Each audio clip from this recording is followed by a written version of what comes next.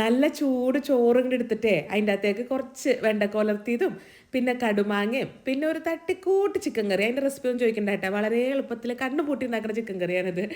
ഇതൊക്കെ കാണുമ്പോണ്ടല്ലോ ഞാൻ ഈ ചോറ് കഴിക്കാൻ പോണ വീഡിയോ ആണെന്ന് വിചാരിക്കൂലേ? ഇല്ല, ഞാൻ ഇന്നത്തെ വീഡിയോയിൽ കാണിക്കാൻ പോണത് ആ ഒരു കടുമാങ്ങ കറിയുടെയാണ്. കടുമാങ്ങ അച്ചാറല്ല കേട്ടോ, കറിയാണ്. അപ്പോൾ അതിന് വേണ്ടിയിട്ട് ഒരു ചെനപ്പുറം കൊണ്ട മാങ്ങ രണ്ടെണ്ണം എടുത്തിരിക്കണേ.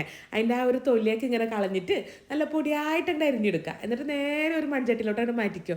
ഇനി കൊത്തി അരിഞ്ഞ ഒരു പകുതി സവാളയും ചെറുതാക്കി അരിഞ്ഞ ഒരു പച്ചമുളകും ഒരു 1.5 ടീസ്പൂൺ കാശ്മീരി ചില്ലി പൗഡറും 1/2 ടീസ്പൂൺ മഞ്ഞൾപ്പൊടിയും ആവശ്യത്തിന് ഉപ്പും ഒരു 2 ടീസ്പൂണോളം പഞ്ചസാരയും പിന്നെ ഒരു കപ്പ് വെള്ളവും കൂടെ ചേർത്തിട്ടേ നല്ലോണം അങ്ങോട്ട് മിക്സ് ചെയ്തിട്ട് ഇനി അങ്ങോട്ട് അടച്ചു വെക്കുക. ഇത് നന്നായിട്ട് അങ്ങോട്ട് തിളച്ച് വരുന്ന സമയത്തുണ്ടല്ലോ ഒന്നും കൂടെ ഒന്ന് അങ്ങോട്ട് ഇളക്കിയിട്ട് കൊടുക്കുക. ഇനി ഒരു മീഡിയം ഫ്ലെയിമിൽ വെച്ചിട്ട് ആ ഒരു വെള്ളമൊക്കെ നല്ലോണം അങ്ങോട്ട് വറ്റി ആ മാങ്ങയൊക്കെ വെന്ത് ഉടഞ്ഞു വരുന്ന സമയത്ത് തീ ഓഫ് ചെയ്താൽ മതിട്ടാ.